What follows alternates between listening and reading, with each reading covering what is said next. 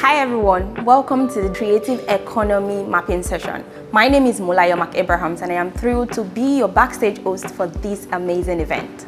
We're excited to kickstart this two-day event dedicated at fostering innovation and creativity. We look forward to having an enriching session where we hear from industry leaders across the creative sector, Ministry of Tourism, Culture and Arts and other related MBAs. We have an amazing 2 days ahead of us, filled with breakout sessions, plenary sessions, keynote addresses, and amazing networking opportunities. We see that there's a whole lot of untapped opportunity, and there's a whole lot of unidentified barriers that need to first be addressed before we can begin to reap the fruits of this harmony that's happening between the digital economy and the creative economy, especially in Nigeria.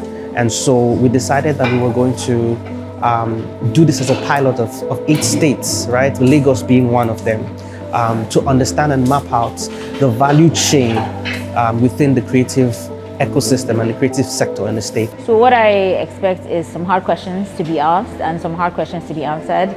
But what I ultimately want to see is synergy. I want the governments and the creatives to come closer together. I think at the moment there may be almost not an adversarial relationship, but they can't really see where they can come together and really sort of scale. And I'm really hoping that tomorrow is a step forward in sort of bringing the government and the private sector together to sort of grow the creative economy in Nigeria that's already growing, so much. So my expectations are that we get a lot of data, because data is king and is important. And the data points that we're going to plot on the creative economy map, we get those so that people can make informed decisions about the ecosystem. So whether that's investment or skills or even knowing where filming locations are, right? This project makes all that easier. And so that's kind of my expectation at the end of this. I was part of the film and video sector of the breakout session. And we had lovely conversations, amongst ourselves. We had lovely conversations. Conversations, if not for time, will still be on making conversation, because there is no one way into all of these things. There is no one way. It is the ability of both the stakeholders and government to be able to think out of the box to create a model, a business model that will be win-win for all of us. Win for the stakeholders, win for the government. There should be a constant dialogue between the government and the stakeholders, that is the creative industries. There's a lot of gap in between.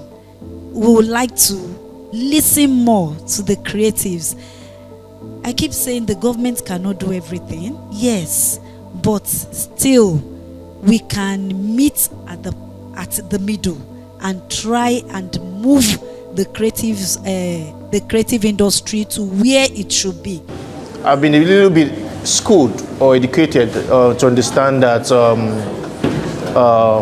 what we see or what we hear out there is not all that it seems. You need to be in the space to get educated, to understand the system, what is going on, what is in place, what is not in place.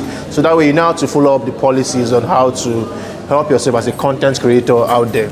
So I got a little enlightened about how the state government, in collaboration with infrastructures, content creators work, and how they're trying to also help implement policies to guide us, to help us, and give us a stronger base, a stronger foundation to help us benefit more from the country.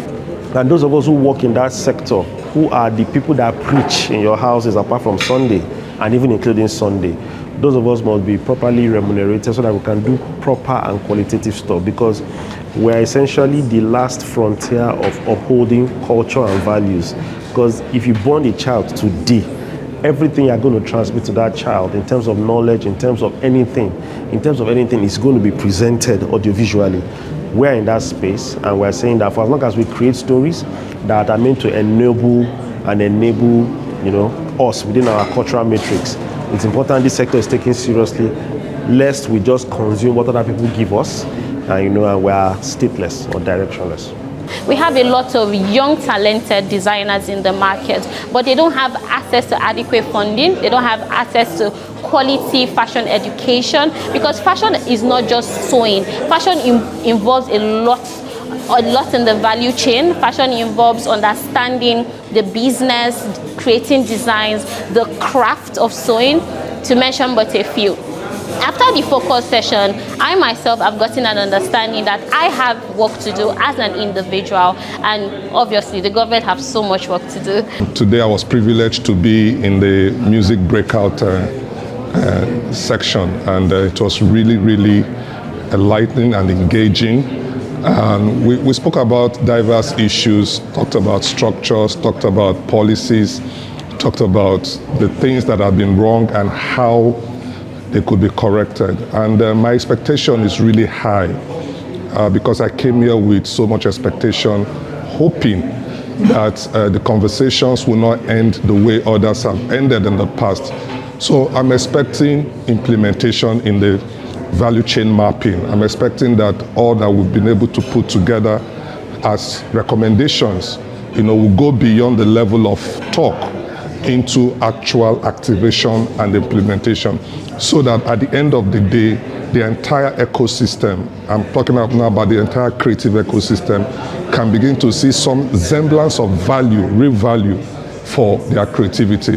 What we also want to do is to create an illustrative map where if you click on that map and select Lagos State, you'll be able to see all the policy frameworks that are on ground. You'll be able to see all the innovation hubs that support creativity. You'll be able to see all the historical sites. You'll be able to see the different industries within the creative sector. You'll be able to see the amount of investment that has been attracted, which project is being funded currently, and what other forms of investment are needed. We'll be able to see what the infrastructure strength is in terms of what exists on ground and the gaps that need to be covered, and where each of these areas really needs some form of funding or different form of intermediation. The event we had today has been nothing short of amazing. We reached out to the Lagos State Ministry of Tourism, Arts and Culture, and their support has been very instrumental in inviting the government MDAs to this program. The sessions that we've had are to convey stakeholders in the industries to drive the growth of the creative ecosystems. We want to thank the UK government, that's the FCDO, and also the UK Tech Hub for their support in ensuring that we have this event across the 7 states, and we're here today in Lagos. So I want to thank the Lagos State Ministry of Tourism, Arts and Culture, especially the Special Advisor, Mr. Idris Arebe, for his support in ensuring